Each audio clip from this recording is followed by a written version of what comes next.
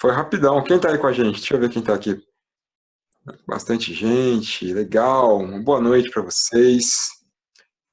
Querido Mário Trentin, boa noite. Obrigado por Prazer. ter vindo, por ter prontamente atendido a esse convite. Sempre muito bom estar com você aqui. Pena que a gente não está se encontrando pessoalmente, porque as agendas estavam meio que atropeladas uma com a outra. Mas que logo a gente Uhum, possa comer aquela macarronada da nona com certeza, com juntos. certeza. E eu tô vendo aí que você tá numa super. Eu acompanho você em todas as redes sociais, é um dos posts que eu faço questão de ler todos os dias, são os que você posta. Eu tenho visto que você tá trabalhando agora, nesse momento, tentando ajudar, inclusive com mentorias gratuitas, tentando ajudar as pessoas Uhum, que estão precisando, nesse momento, se reencontrar de alguma forma com a tecnologia para poder gerenciar suas equipes, gerenciar os seus times, se gerenciarem, né? Porque como é difícil agora a gente em uhum. casa sem agenda, né? A gente faz nossa própria agenda. Então, primeiro, boa noite. Por favor, diga aí o seu oi para a galera que está aqui ansiosa para te ouvir. Legal, boa noite. É um prazer estar aqui com vocês, né, pessoal? Acho que a gente passa por um grande momento de transformação e que, infelizmente ou felizmente, tem que se adaptar, né? Então, as organizações estão procurando se adaptar, as pessoas, tem os reflexos econômicos disso, tem uma série de coisas que trazem bastante preocupação para o momento, obviamente, né? Mas a gente precisa encontrar maneiras de poder continuar o trabalho, as organizações estão fazendo isso, seja através da parte da tecnologia ou outras formas também, mas a gente tem que continuar, né? Temos que continuar. Infelizmente, as recomendações são realmente de que a gente fique em casa. Já vimos a exemplo de outros países, talvez tenhamos tido uma grande sorte de sermos um dos últimos, onde já dá para ter lições aprendidas do que aconteceu na própria China, na Europa, os Estados Unidos à frente da gente ali também. E a chance de poder talvez ter menos impacto do que esses países tiveram, mas surge um monte de discussões, realmente, né? As discussões sobre economia versus a paralisação e por aí vai. Mas nosso grande objetivo hoje é fazer um bate-papo sobre a organização em si e nós como pessoas, né? Como é que a gente pode trabalhar remotamente, os aspectos de equipes virtuais e poder se organizar nessa bagunça toda aí, né? Verdade, principalmente em relação não, acho que hoje, pelo menos, que eu vejo pegar mais, durante muito tempo, vê se faz sentido. O que você acha dessa reflexão, mano? Durante muito tempo, a gente foi relutante em relação a isso, né? O que eu percebia era um discurso ainda muito focado em, putz, como é que vai se fazer para controlar, como é que vai se fazer para remunerar, como é. E Uhum. a discussão do home office, pelo menos no meu ponto de vista, e é um ponto de vista com viés de governo, claro, ficou parado muito tempo dentro das limitações que a legislação impunha. Uhum. E agora, de uma hora para outra, a gente não tinha mais discussão, porque se tornou uma questão de saúde, né? E quando se Uhum. torna uma questão de saúde, isso ganha prioridade sobre a legislação, as pessoas vão para casa e acabou, e agora? E queria te ouvir um pouco em relação a isso. Eu sei que você vem se especializando já há bastante tempo em como tornar o trabalho mais produtivo, principalmente de times que já trabalhavam distribuídos pelo mundo. Você viaja muito Uhum. e conversa com times do mundo inteiro, então trabalhar com times distribuídos já é a tua realidade, você já fazia isso no dia a dia. Como esse conhecimento que você adquiriu hoje pode ajudar as pessoas que estão distribuídas e antes não estavam? E depois eu gostaria de Uhum. te ouvir falar um pouquinho mais sobre isso em relação aos vários tipos de negócios. Pequenas empresas, grandes empresas, mega empresas como a Caixa com 90 mil empregados, ou então a pequena empresa com Uhum. 3, 4 pessoas que agora tem 3, 4 pessoas em casa. O que você acha Sim. disso? Legal. Deixa eu aproveitar e compartilhar aqui minha tela. Eu organizei umas coisinhas aqui para a gente poder falar e aí manter um pensamento estruturado aqui também. Então, vou colocar aqui para a gente poder dar uma olhadinha. Em primeiro lugar, esse aqui é um guiazinho que a gente preparou e já começou a distribuir, está traduzido também, mas ele ainda tem algumas modificações, depois coloco os links aqui para vocês. Mas o que acontece eu vou passar só por uns pedaços deles aqui, mas o que acontece basicamente é que a gente tem, em resumo, 4 grandes coisas para se discutir aqui, porque muita gente fala sobre o aspecto do trabalho remoto, né? Então, deixa eu anotar ele aqui. Então, muita gente fala simplesmente sobre o trabalho remoto como se fosse mandar as pessoas para casa e dar um notebook para eles, sendo que tem muito mais coisa além disso, né? Então, o trabalho remoto não é somente o seu notebook lá na sua casa, ou mesmo ter Office 365, ou Google, enfim, e internet, né? Não é isso. É uma forma de trabalho diferente que envolve 4 grandes aspectos, se a gente pode falar assim, né? Um desses grandes aspectos está relacionado à estrutura organizacional, a parte de cultura e os seus processos. E é aqui onde está a maior parte dos problemas. Então, as orientações que a gente dá para as organizações, muitas vezes elas estão nesse primeiro fator aqui, né? Porque alguns tipos de organização não são adequados para o trabalho remoto, realmente. Então, você pensa até nos exemplos que o Gino estava dando aqui, a gente pensa sobre uma organização como a Caixa, uma organização, por exemplo, industrial, fabril, que tem produção. Então, tem algumas coisas que não permitem o trabalho remoto, não tem jeito, você vai ter que ter as pessoas lá. A produção de uma fábrica, por exemplo, fábrica de celulose que tem aqui, química, enfim. Mas a estrutura organizacional, muitas vezes dividida de uma maneira hierarquizada, funcional, em silos, isso aqui dificulta muito o trabalho remoto, não só o trabalho remoto, mas a equipe, colaboração, o trabalho de maneira geral, que fica naquele formato de comando e controle, né? Tem até uma figurinha aí mais para frente disso, eu não vou passar todos os slides, mas para a gente organizar o pensamento aqui. Isso aqui está ligado a um problema cultural, ou talvez, não é um problema, né? Porque funcionava bem no passado, mas um aspecto cultural de comando e controle. Então, eu preciso planejar todas as coisas e ver a minha equipe sentada lá nas cadeirinhas deles, para eu ter certeza que eles estão trabalhando, e dividir as tarefas para pessoas, né? Até em algum lugar aqui à frente desse manual também a gente criou isso do Taylorismo, que era o que a gente tinha antes, e muitas organizações ainda têm nisso, em que as pessoas não estão focadas nas entregas e nem numa proposta de valor, elas estão focadas numa tarefa.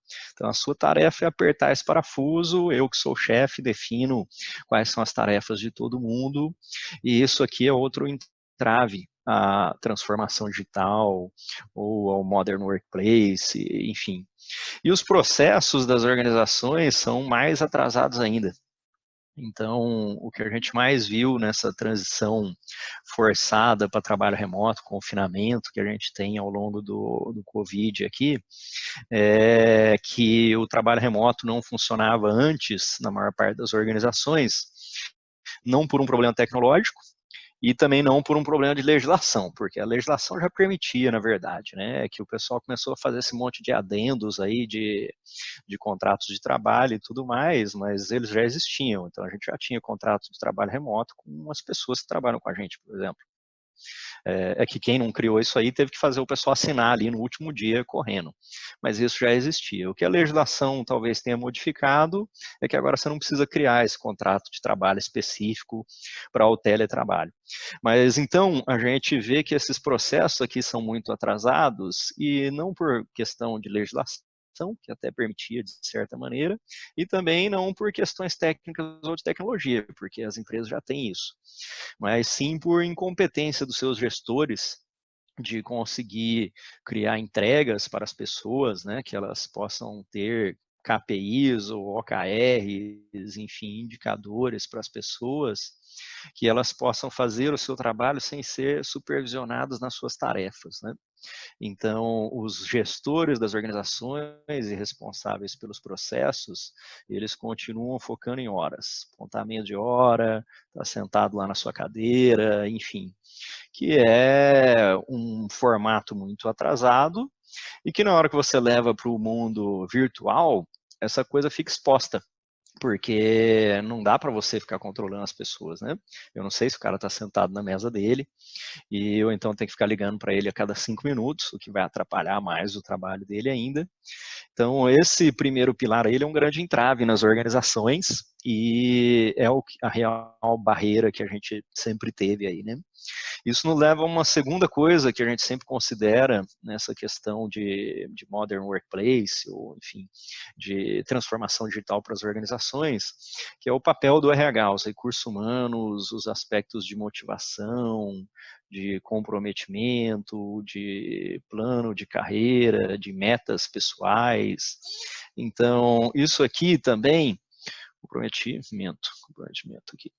Então, esse outro pedaço aqui também é muito falho nas organizações, né? As organizações, a pessoa não sabe o que é necessário para ela poder ter um aumento, por exemplo, para ela ter um bônus, alguma coisa assim, ou isso ocorre de uma maneira que não está diretamente relacionada com o que ela está fazendo.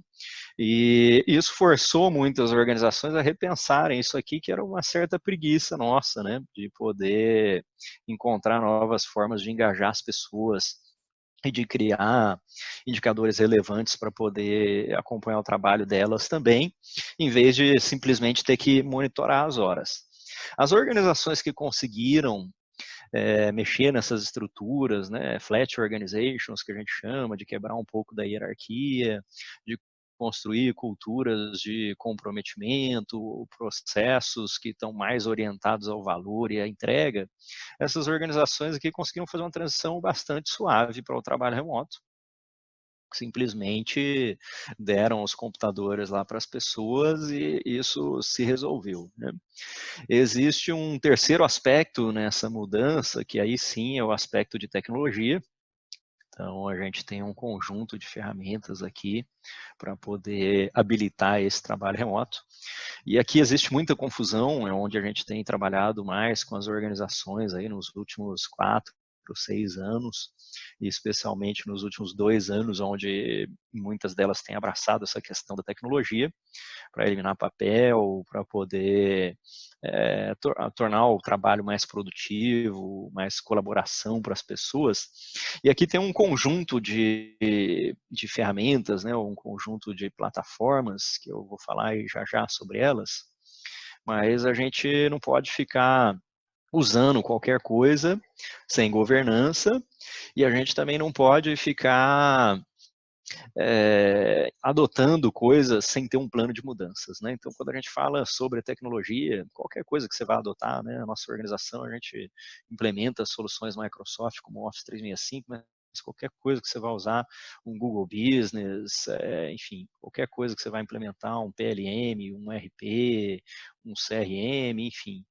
Muitas vezes a gente vê, aí vai aquele pensamento atrasado da estrutura organizacional e da cultura, a gente vê o pessoal investir um dinheiro violento nisso aqui, e o plano de mudança, change management, é inexistente, e a parte de treinamentos, que é aquele RH que eu coloquei lá para vocês lá no começo, é zero.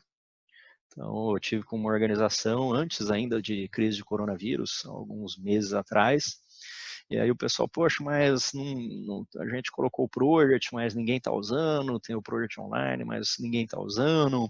Por que ninguém está usando? Eu falei, cara, vamos dar uma olhada aí por que ninguém está usando, né? Então, um investimento de quase R$1 milhão em licenças, então licenças de 3 anos lá para uma quantidade razoável de pessoas, um investimento de R$1 milhão em licenças, o cara tem R$0 de treinamento. Então, assim, R$0 de treinamento, quando eu penso em alguma coisa física, isso seria um absurdo. Você comprar, por exemplo, um equipamento de R$1 milhão para a sua empresa, ou para a sua fábrica, um equipamento de R$10 milhões, você manda o peão até para a França para fazer o curso, é ou não é? Então, o curso de operador de máquina, curso de operador de pilhadeira, curso de tudo lá, né? Aí você compra R$1 milhão em software e tem zero curso para as pessoas. Zero change management, zero adoção, né? A gente tem feito muito esses planos aqui que a gente chama de plano de adoption, que envolve todos esses fatores aí muito mais do que simplesmente comprar uma determinada licença. Então, existe essas barreiras aí ainda, o que leva as organizações a começar a fazer um monte de puxadinhos lá na parte da TI, que é o que se chama às vezes de uma TI federada ou uma shadow IT, né, quando você tem uma TI sombra ali também, e isso é pior ainda. Então, cada um começa agora a criar suas próprias soluções. Aqui no meu eu vou usar Trello, o outro departamento vai utilizar Asana, o outro vai usar Project Builder, enfim. Então, independente da solução que você vai utilizar, precisa haver uma solução corporativa, né? Porque sem uma solução corporativa, jamais a gente vai conseguir habilitar o trabalho remoto, porque o trabalho remoto pressupõe que essas pessoas de diferentes áreas aqui estão conversando. Então, como é que o time de marketing vai conversar com o time de operações, sendo que o marketing usa o Trello, operações usa o Asana e ainda tem um administrativo que usa qualquer outra coisa que você tiver. Então, se você tem meia dúzia de ferramentas aí na sua organização, provavelmente tem alguma coisa errada. Isso é um impedimento à sua maturidade digital, e impedimento à maturidade digital significa baixa produtividade, baixa colaboração, não tem segredo para isso, né? Então, entender as ferramentas que você tem à sua disposição é um negócio muito importante, né? Você pode ir mandando pergunta, quem quiser interromper aí também, né? Eu nem parei aqui para perguntas, mas queria colocar a visão geral e aí a gente conversa também, mas vai colocando as dúvidas e perguntas aí, e o Gino aí já intervém daqui a pouco também. Mas basicamente a gente tem ferramentas de comunicação, só para você se situar aí, né? A gente tem ferramentas que chamamos de colaboração e gestão do conhecimento. Colaboração, gestão do conhecimento.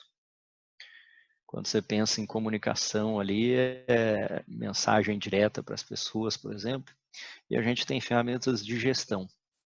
Então, são essas 3 categorias de ferramentas ali que você tem, e você deve ter uma só de cada uma, né? Então, em comunicação, você pode ter um Skype Business, por exemplo, você pode ter o Zoom, que a gente está usando aqui, você tem uma dúzia de ferramentas ali, tem o próprio WhatsApp, por exemplo, e outras coisas, que são ferramentas que te permitem mandar uma mensagem para um cidadão, por exemplo, criar um grupo de mensagens, um chat em grupo, fazer uma videochamada com ele, uma audiochamada, comunicação. Até o próprio e-mail a gente pode incluir aqui em ferramentas de comunicação. Essas ferramentas de comunicação, elas têm um propósito de fazer uma comunicação síncrona ou assíncrona, em que a gente vai ter discussão sobre algum tópico, como estamos fazendo aqui uma apresentação, por exemplo, né? E existe, como eu falei, um montão de ferramentas aqui, você tem que usar uma só, né? Não tem segredo, não dá para cada um usar. Quando a gente fala de colaboração e gestão do conhecimento, aí você também tem múltiplas plataformas, como o próprio Slack, quem utiliza por aí, o Microsoft Teams, que é um hub de colaboração, como o Slack. Você pode pensar num SharePoint para a base de conhecimento, salvar arquivos, intranet. E para que servem essas coisas aqui de colaboração? Isso aqui é onde você vai achar o repositório de coisas que você precisa para o seu trabalho. Então, quem está utilizando o SharePoint vai lá na intranet, acha o formulário de reembolso e pede reembolso. Vai lá e salva o seu relatório assinado lá dentro da intranet, enfim. Ou quem está utilizando Slack, Teams, esses hubs de colaboração permitem a mesma coisa, né? Você vai chegar lá e vai conseguir achar os aplicativos que você precisa ter acesso, vai achar os arquivos que você precisa ter acesso, o histórico das coisas que você precisa ter acesso. Obviamente, de novo, aqui você vai usar um só. Se você for numa organização e o cara estiver utilizando meia dúzia de ferramentas de colaboração, tem uma coisa errada ali também. E quando a gente fala sobre ferramentas de gestão, aí aqui existem ferramentas variadas de gestão cujo objetivo é controlar algum tipo de operação, um processo, uma cadeia de valor aqui. E aí existem inúmeras ferramentas, dependendo do que você trabalha, né? Eu estava até conversando sobre isso ontem com algumas empresas aí que a gente estava tentando ajudar nessa questão de gestão. Se você tem uma área de marketing, por exemplo, provavelmente está usando um CRM. Se você está numa área financeira, talvez você esteja usando um RP. Se você está numa área de gestão de projetos, está usando um PPM ou alguma ferramenta similar a um PPM, enfim. Então, cada tipo de processo ali ou de operação, ele vai ter uma ferramenta de gestão para aquilo, né? Desenvolvimento de produto, um PLM, enfim, ferramentas de engenharia, essas coisas aqui que são sistemas de gestão ou sistemas especialistas em alguma coisa. E aí, obviamente, a sua opção vai ser dependendo de onde você trabalha. Então, se você trabalha no marketing, mais uma vez, vai para uma ferramenta de CRM, um Dynamics, Salesforce, qualquer coisa que você tenha aí, ou vai para um RP, você precisa de um SAP, um TOTOS, etc. PPM, um Project, Clarity, Primavera, etc. Então, em cada, vamos dizer aqui, especialidade ou função, você precisa de uma ferramenta de gestão. Então, para você e a sua equipe poderem trabalhar, você precisa de uma ferramenta de comunicação, aqui provavelmente. Às vezes ela já vai estar integrada dentro da ferramenta de colaboração, como por exemplo, se você estiver usando o Teams ou o Slack, você já vai fazer as reuniões de lá de dentro mesmo. Talvez você nem precise de outras ferramentas aqui. E você precisa de um hub de colaboração, alguma coisa dessas aqui do meio, somado à sua ferramenta de gestão. No meu caso, gestão de projetos, estou usando Teams com Project e e-mails lá para poder enviar coisas para as pessoas. Então, é muito importante a gente entender esse cenário de ferramentas, né, de uma maneira muito simplista que eu coloquei ele aqui, para daí a gente conseguir resolver o nosso terceiro pilar aqui, né? Recapitulando rapidamente, a gente tem a questão de aspectos organizacionais, já vou ver as perguntinhas aí que eu vi que tem uns comentários, a gente tem estrutura, cultura, processos. Isso aqui é um negócio muito importante se a sua organização realmente quer ser uma organização ágil, flexível, moderna em termos de ferramentas. Tem o aspecto do RH, motivação, uma proposição de valor, não mais aquele controle de horas, né? Então, VC esse negócio aqui.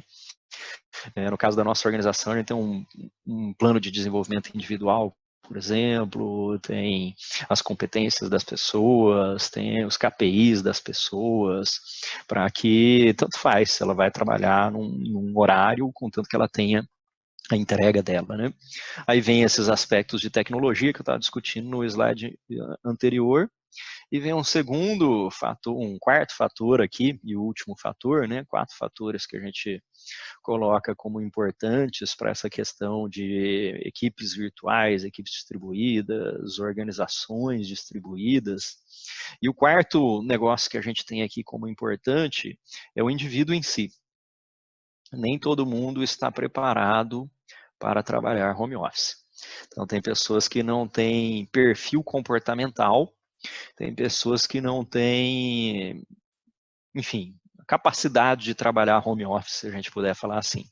Não é que a pessoa é incapaz, é que ela não está adaptada para aquele tipo de coisa. Então, algo que tem sido objeto aí de estudo em muitas organizações é o próprio perfil comportamental. Tem gente que não consegue trabalhar remotamente por causa dos seus perfis comportamentais. Tem uns estudos ligando isso ao tipo de indivíduo que se adaptaria bem a um home office, por exemplo, ao trabalho remoto. Tem as questões de auto-organização aqui, então, aspectos de inteligência emocional no geral, autoconhecimento, auto-organização, foco, evitar distrações, etc., que não é todo mundo que consegue fazer isso. Para te dizer, por exemplo, né, a gente sempre teve trabalho remoto, sempre tivemos home office, mas na nossa organização, né, até envolvendo pessoas de outros países, muitas vezes, né, hoje são 34 pessoas aqui no Brasil, funcionários CLTs, e aí tem alguns contratos, contratados temporários ali, e a gente sempre teve essa questão de trabalho flexível, alguns dias de home office, o trabalho remoto por causa das viagens e clientes, etc., em que as pessoas participam, mas nunca 100% das pessoas totalmente fora da organização, que é o que a gente está vivendo hoje, que vocês estão vivendo hoje aí também. E daí uma das coisas que a gente fez lá no nosso Teams é que a gente criou um diário de home office, né? Que o cidadão vai lá, né, e todo dia bota o dia lá, 25/3, o que foi bom, o que foi ruim, e a gente vê que algumas pessoas não estão muito se dando bem com aquele negócio de home office, não por problemas de tecnologia ou por problemas de processo, mas por questões de perfil. Então, o cara, pô, cara, me sinto muito sozinho aqui, eu tenho que tomar o dobro de café, né? Um dos comentários lá no Diário Home Office, né? Eu tenho que tomar o dobro de café no home office de quanto eu estava no escritório físico, enfim. Então, o indivíduo é uma coisa importante aqui, que é algo que eu acho importante a gente comentar, porque assim, as pessoas estão em um momento de muita crítica e talvez de negação, resistência, né, aquele perfil nosso por causa dessa crise, né, toda crise você tem aqueles negócios lá, né, como se morresse uma pessoa e aí você fica de luto e tudo mais lá, então a etapa de negação e coisas nesse sentido. E o que acontece é o seguinte, a transformação digital planejada para as organizações, ela é feita sempre com foco em investimento e benefício. Porque eu vi alguns grupos aí também, né, que o pessoal aproveita, em vez de querer ajudar e criar formas de ajuda mais para criticar, e tinha um artigo aí de um tal especialista que falava que as organizações de TI que falam de transformação digital, por exemplo, não estavam preparadas para trabalhar home office. E é claro que as empresas não estavam preparadas para trabalhar home office, né? As empresas menores talvez tivessem, como é o nosso caso, porque são poucas pessoas. Agora, se você pegar uma empresa de TI que tem 700 pessoas, por exemplo, e que ajuda as empresas na transformação digital e tal, né? Tem umas grandes consultorias aí.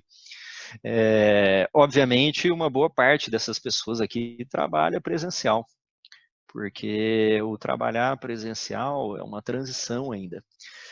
Você não tem dinheiro para comprar notebook para todo mundo, às vezes, ainda tem pessoas que usam desktop, que é mais barato lá na sua empresa. Talvez você não tenha VPN para todo mundo, você não tem licença de Office 365 para todo mundo. E por isso as organizações vão fazendo uma transição, né? Muita gente questionou isso aí das organizações não estarem preparadas.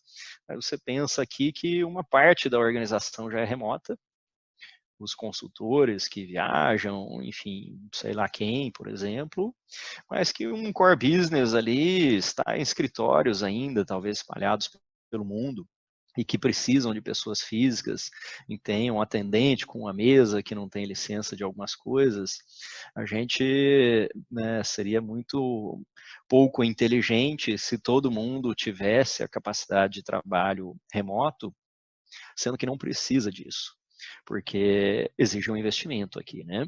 Então, não é de graça esse negócio. Então, por exemplo, a gente tem notebooks para todas as pessoas, tem que dar um headset para todas as pessoas, enfim, uma série de outras coisinhas ali, mais os softwares para todas as pessoas.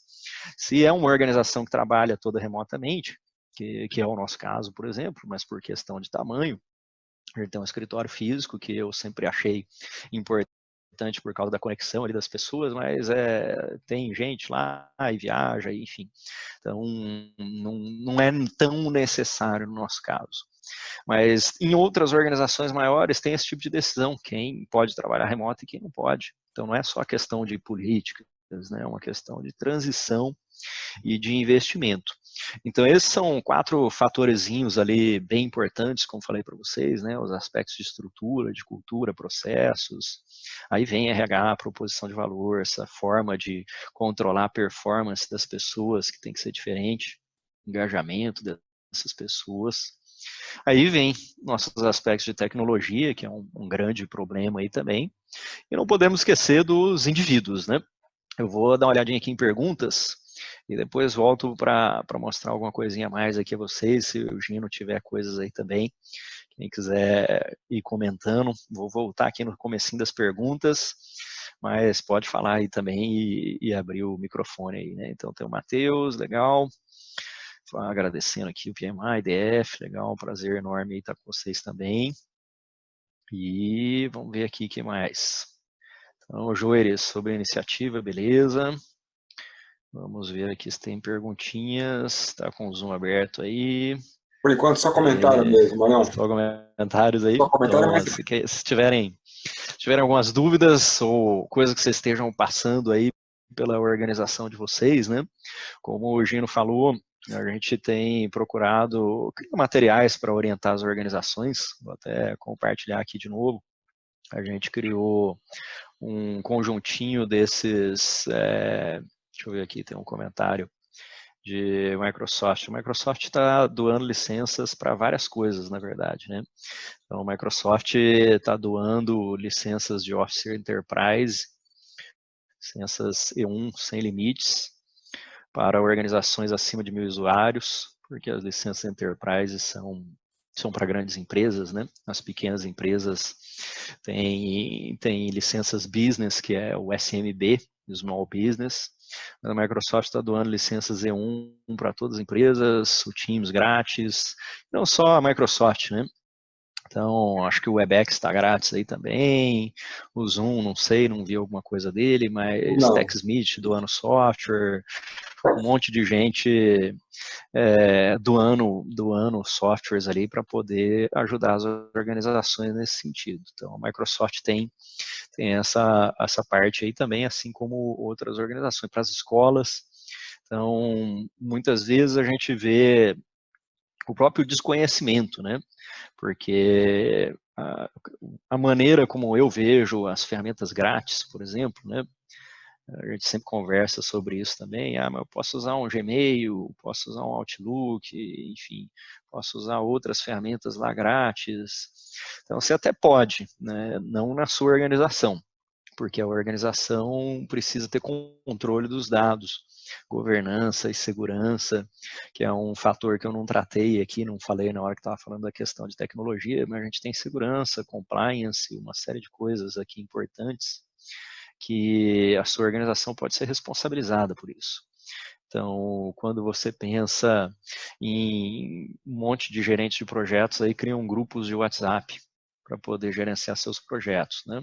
O WhatsApp é proibido na nossa organização para fins de trabalho.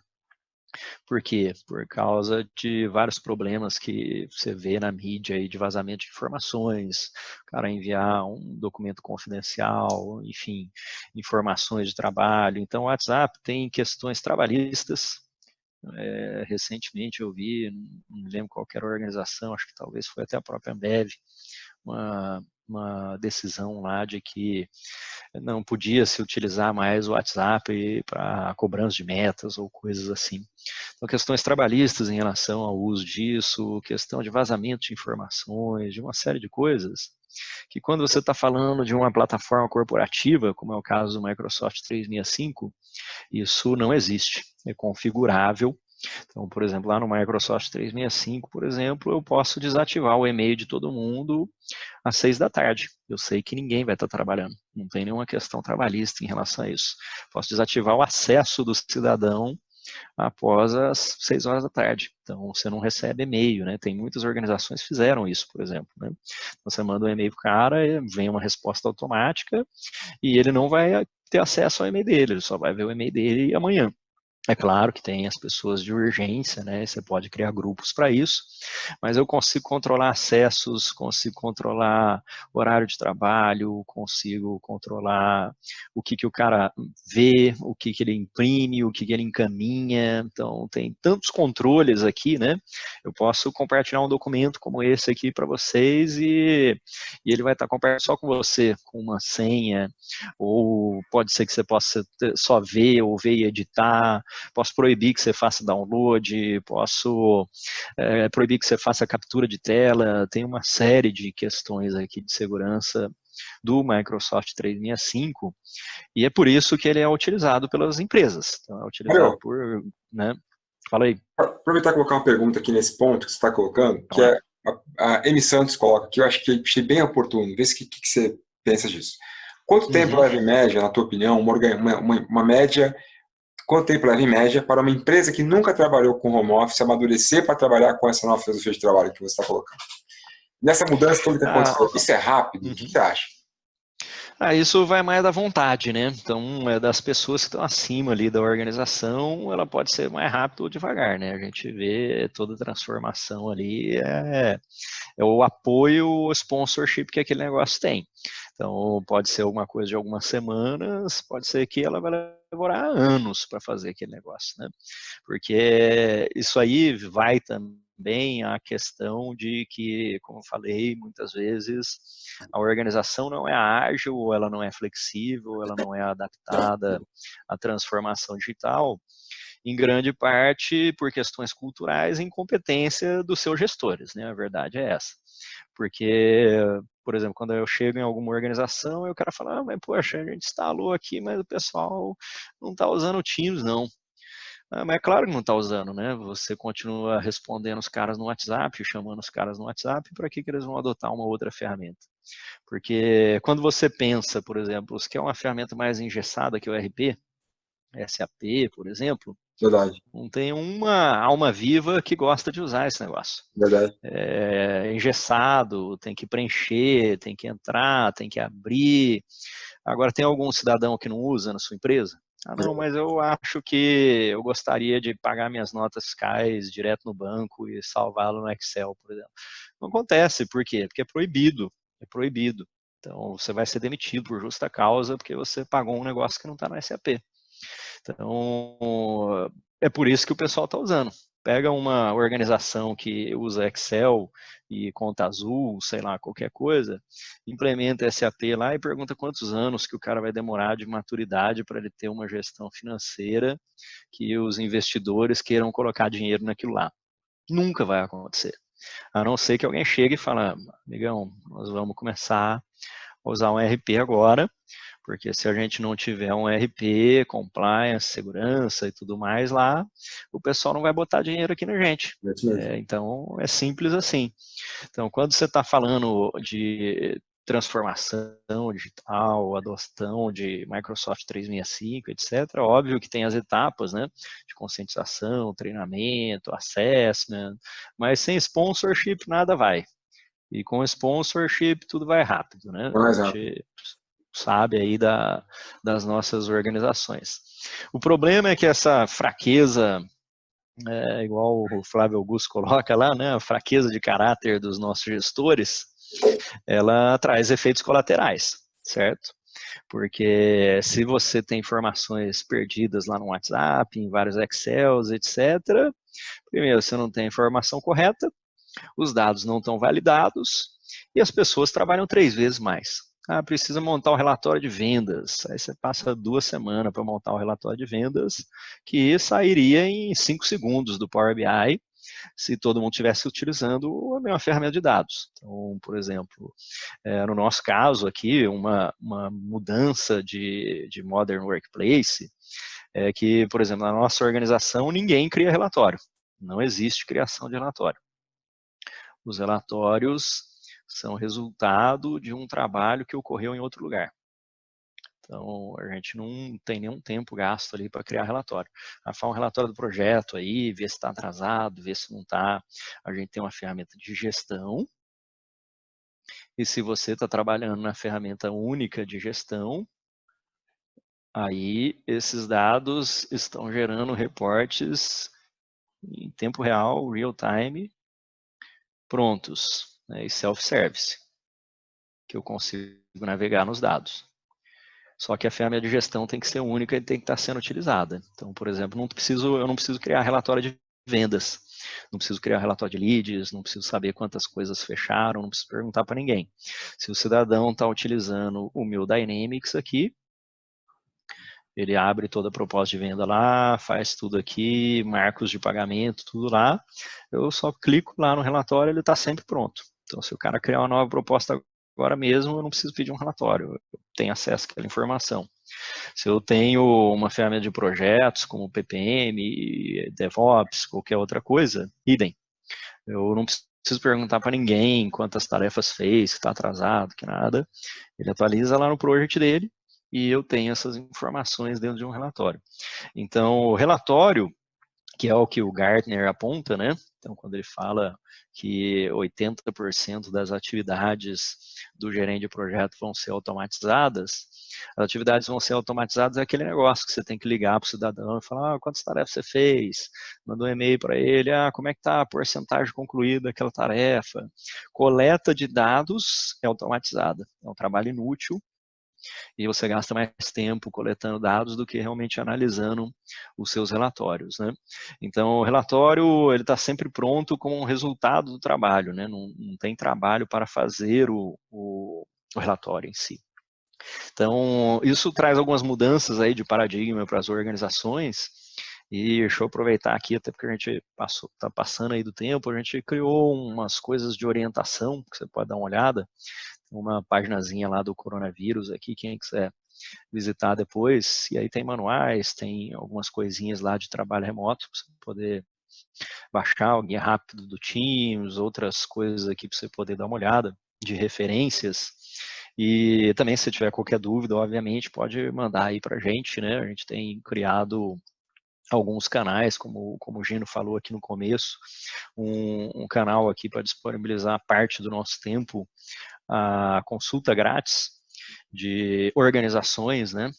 Eu coloquei alguns aspectos aqui que são importantes para que realmente você marque esse negócio se você realmente precisar de ajuda, porque a gente tem muitas organizações, mais organizações do que a gente tem a capacidade de ajudar.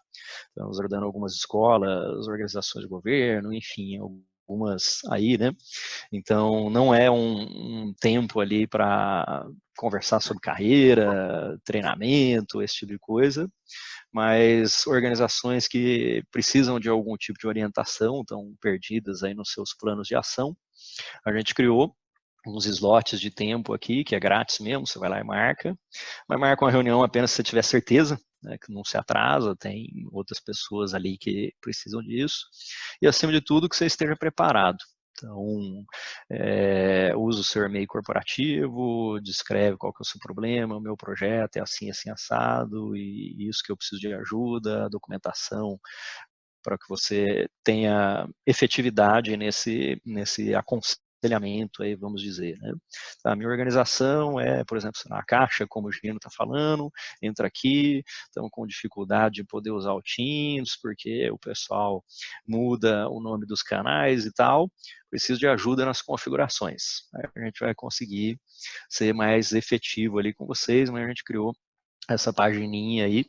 Opa, criamos essa pagininha aqui, que é o trentin.com.br, está lá dentro dele aqui, né, lá no próprio site aqui do Covid, para poder ajudar as organizações nesse sentido, ou mesmo com outras soluções relacionadas ao trabalho remoto, que é esse remote work, e uns manuaizinhos aí de novo, como falei para vocês, quem precisar de ajuda nesse negócio.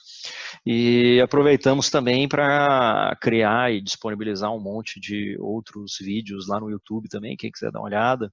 Então, eu criei um curso de administração lá do Office 365, tem umas 30 aulas lá, do Project, de Teams, outras coisas aqui que você pode acompanhar. Mesmo aprendizado gratuito, né? Tem um monte de referências da própria Microsoft, dos sites, enfim, né? Quem precisar de ajuda nisso aí, é só falar e estamos juntos aqui. Vou voltar ali para a gente dar uma olhada em perguntinhas, e o Gino aí também, se tiver alguma coisa. Legal, vamos ver aqui. Então, agora tem uns comentáriozinhos aqui, deixa eu ver de onde começa, beleza aqui. Então, o fato de estar no quarto que não tem quem discutir no assunto, realmente essa é uma coisa que é aquele aspecto individual. Então, eu já tinha essa conversa antes de coronavírus, né? Eu me lembro, tem um colega que ele tem uma empresa numa outra capital do Brasil, e aí lá nessa capital, não vou falar porque aí a irmã sabe a empresa, né? Mas lá nessa capital aí, ele tem um escritório que tem umas 200 pessoas. E daí ele tem algumas pessoas que estão em São Paulo, e como são poucas, tipo umas 10, alguma coisa assim, não tem escritório em São Paulo. Aí é home office. E daí ele fala que o pessoal de BH que tem escritório quer ir trabalhar home office, E o pessoal de São Paulo que está home office quer ter um escritório, né? Então, muitas vezes tem um meio termo nesse negócio aí, porque todo mundo quer a flexibilidade, né? Você não tem que perder tempo no trânsito e tudo mais, mas viver pro resto da vida aí de home office também tem os seus prejuízos e os seus malefícios, né? Então, tem aqui a questão de quanto leva de tempo. É difícil dizer essa questão do tempo, né? Como o próprio Gino perguntou. A gente costuma ter planos de implantação para as empresas menores da ordem de 4 semanas. Agora vai à vontade, né? À vontade do cidadão ali, do dono, ou quem quer que seja, de realmente ter um sponsorship no que precisa ser feito para que as coisas andem. E numa grande organização, muitas vezes isso é feito em ondas, né? Porque tem um departamento, você pode começar com um piloto, talvez na própria TI, um departamento mais projetizado, e aí depois começar a fazer o rollout para o restante da organização. Sendo que, como eu falei para vocês, nem todo mundo vai ter esse trabalho remoto. Tem alguns tipos de atividade que não vai ter, né? Você vai ter estagiário remoto, por exemplo, né? Talvez ele não tenha o nível de maturidade, perfil comportamental para conseguir trabalhar, se organizar naquele sentido. Tem algumas atividades que também não vai ter como. Enfim, né? A gente sabe aí tipos de atividades. Então, essa questão do tempo aqui, o Joel colocou a questão dos puxadinhos, esse é um absurdo, né? Porque você gasta muito mais tempo e muito mais dinheiro. Às vezes o pessoal faz a conta de ferramentas também, e daí olha como uma linha, né? Eu já tive essa discussão várias vezes com as organizações. O pessoal fala, poxa, mas a gente está gastando aqui, sei lá, R$200 mil por mês de Office 365, é um absurdo, é muito dinheiro e tal. Bom, dependendo da sua licença, é R$15 por mês por pessoa, né? É que se você tiver um monte de pessoas, obviamente, dá um monte de dinheiro. Mas na hora que você faz a conta correta, que é aquela pessoa utilizando a ferramenta, aí você coloca esse valor em perspectiva, né? Porque a conta que eu costumo fazer é o seguinte, alguns tipos de trabalho de menor remuneração, não desprezando aí de nenhuma maneira, mas eles não são o que a gente chama de trabalhadores do conhecimento, ou information worker. Então, o seu faxineiro, por exemplo, ele não vai precisar de um Office 365, o cara da portaria não precisa de Office 365, tem um monte de gente que não precisa. As pessoas que precisam de Office 365, provavelmente eles ganham pelo menos mais do que R$1.600, certo? Então, sim, você vai pegar aí um nível básico, estagiário já às vezes ganhando aí R$1.000 ou mais que isso, ou níveis básicos das organizações, 3, 5 mil, enfim. Então, se você fizer a conta com R$1.600, significa que esse cidadão ganha R$10 por hora, certo? Então, 160 horas lá no mês, ganha R$10 por hora.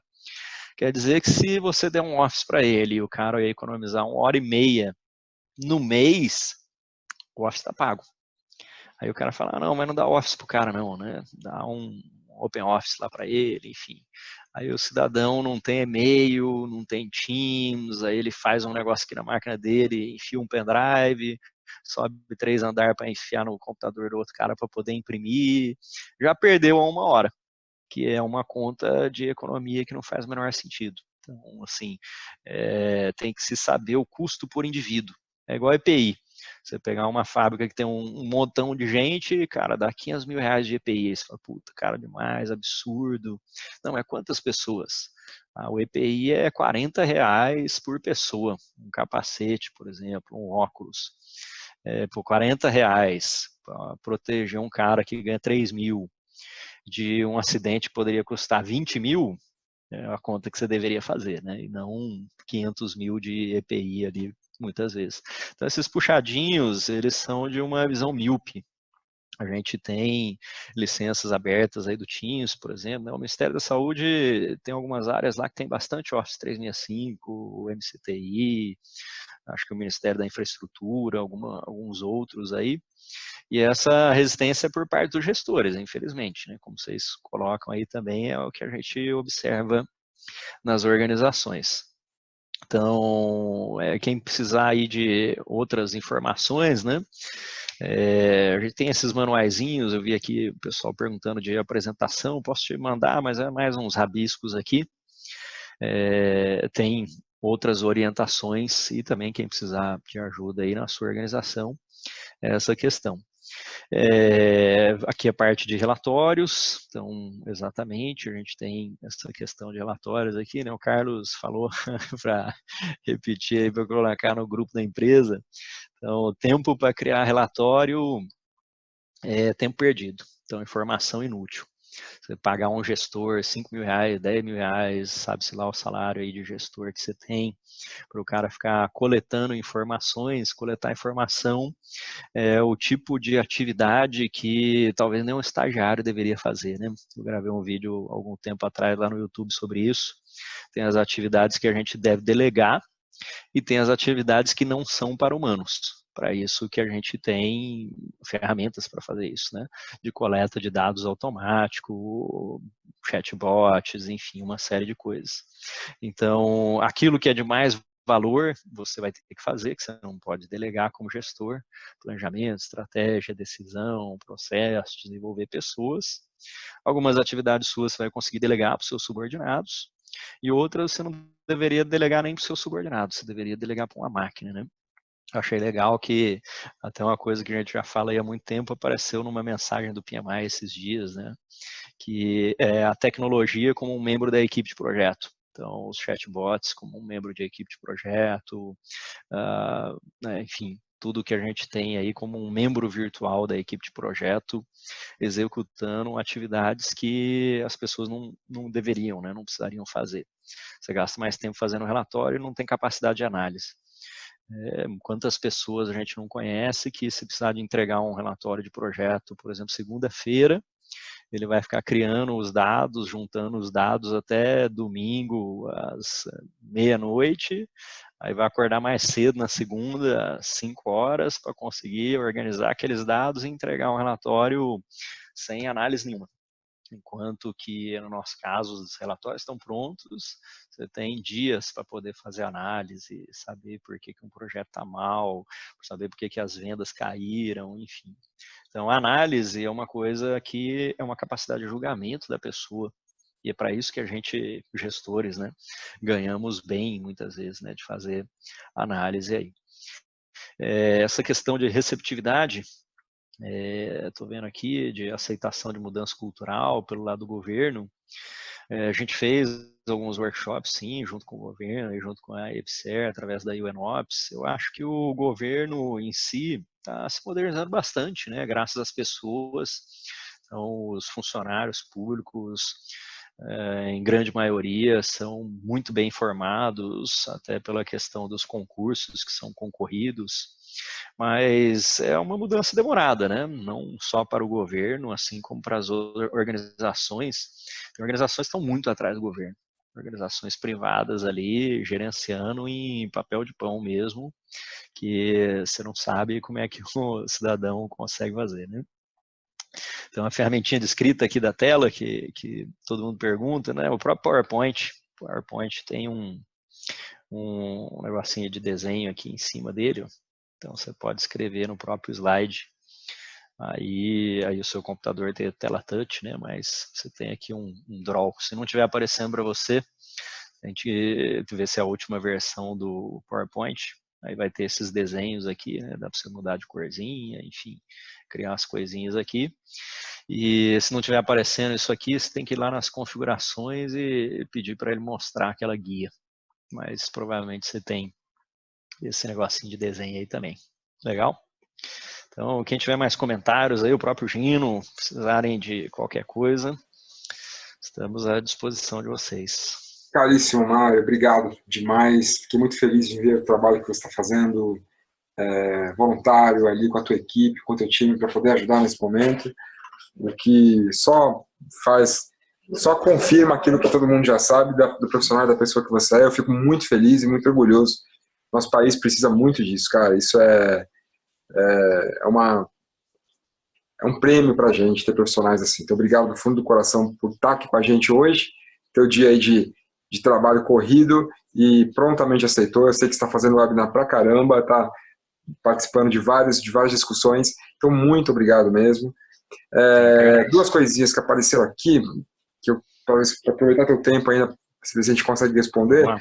O Jorge faz o seguinte: Mário, como você percebeu a relação de receptividade e aceitação de mudança cultural em gestão de projetos pelo lado do governo?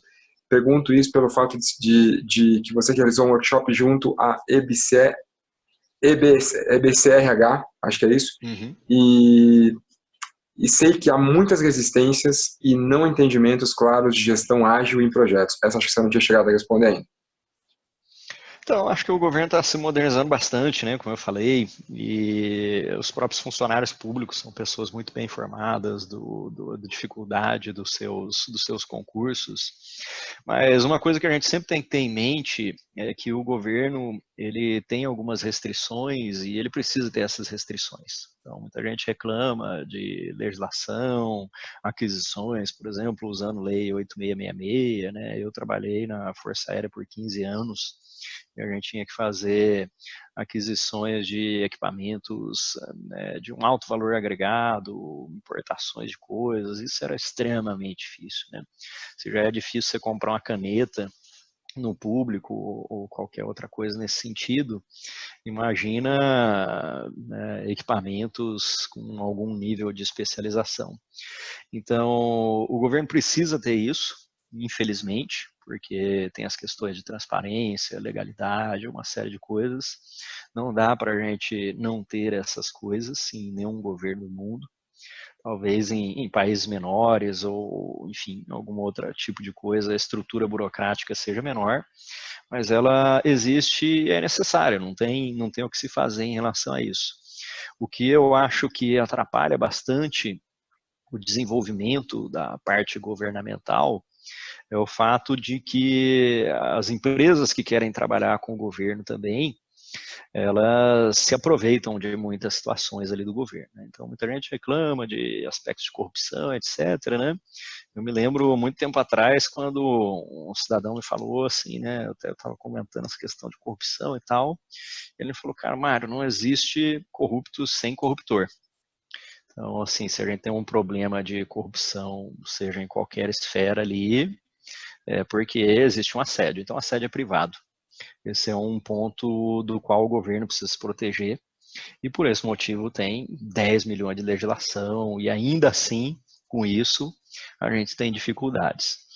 E a outra questão é que esses entraves trazem uma lentidão para o governo, infelizmente, e não tem como ele se livrar disso, que faz parte da coisa, né? Eu, quando tinha que fazer aquisições, ou era fiscal de contrato, por exemplo, né? Vocês aí que forem funcionário público, vai saber.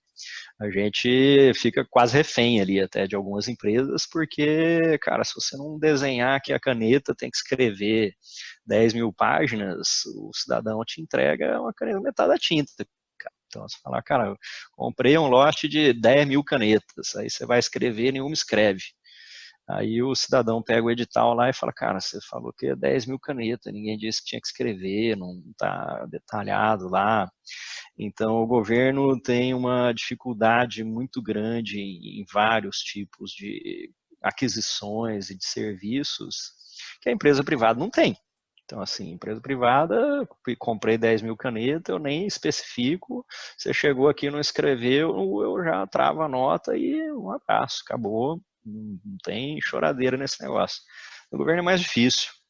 Então, até a gente não trabalha como empresa a gente não trabalha com o governo, né? Eu faço algumas coisas ali sem ônus ou através da ONU e o ENOPS, mas a nossa empresa não trabalha com o governo, mas por estrutura, a gente não tem assim um grande foco em criar um departamento jurídico, editais e tudo mais. Nosso foco é privado, só trabalhamos com privados, 100% dos nossos clientes são privados.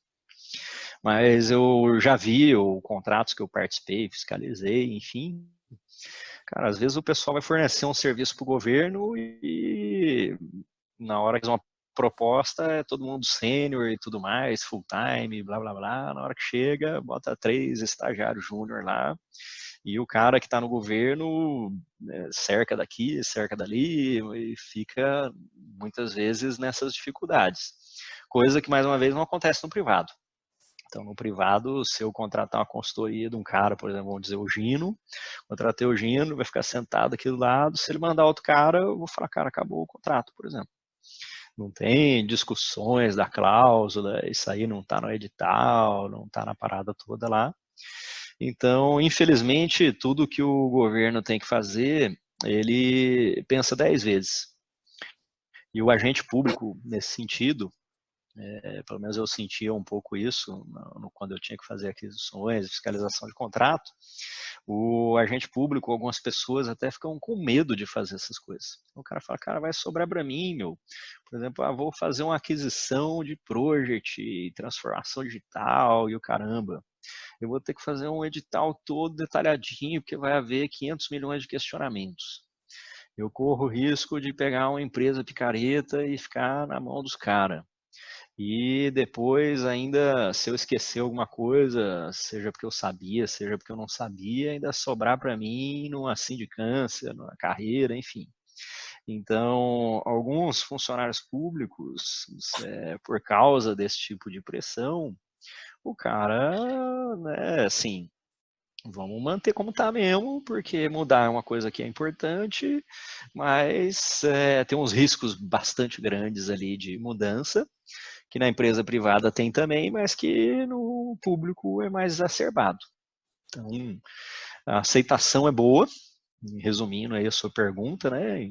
Muita coisa aqui não relacionada à sua pergunta, mas resumindo a sua pergunta, a aceitação é boa, mas a velocidade de o governo conseguir fazer isso é difícil, por causa, talvez, da legislação que é necessária e até da falta de apoio de organizações ou órgãos, né? Por isso que muita gente às vezes recorre ONU, BID, esse tipo de coisa, em vez de algum tipo de convênio, apoio de outros governos, em vez de tentar uma contratação no mercado desse tipo de coisa, né? Perfeito. É isso mesmo. Isso da vida aí, né? É isso mesmo. E, cara, só tenho a dizer mais uma vez, muito, muito, muito obrigado. Sucesso aí nesse mega trabalho que você tem feito. A gente fica aqui sempre na torcida e torcendo para que logo passar essa tempestade, que essa nuvem for embora, você possa voltar aqui para Brasília e poder dar um abraço na gente aqui do PMI-DEF, que gosta tanto de você. Bom, sim. E, pessoal, obrigado demais pela oportunidade de estar aqui com todos vocês. Mário, obrigado. Suas últimas palavras aí pro pessoal. E não esqueçam de ver lá depois a gravação. Quem não pode acompanhar todo o webinar vai estar por lá. Beleza, isso aí, pessoal. Então, boa noite, muito obrigado pela atenção de vocês. Quem precisar de qualquer ajuda aí, só mandar uma mensagem. E um grande abraço. Maravilha. Meu querido Mário, muito obrigado. Todo o pessoal que está aqui, uma galera, chegamos a ter 38 pessoas. Obrigado pela super audiência aqui nesse webinar e que logo, logo a gente possa se encontrar. PMI-DEF, obrigado pela oportunidade de estar aqui à frente novamente. Um grande beijo a todos e a todas aí, que logo, logo a gente se encontre.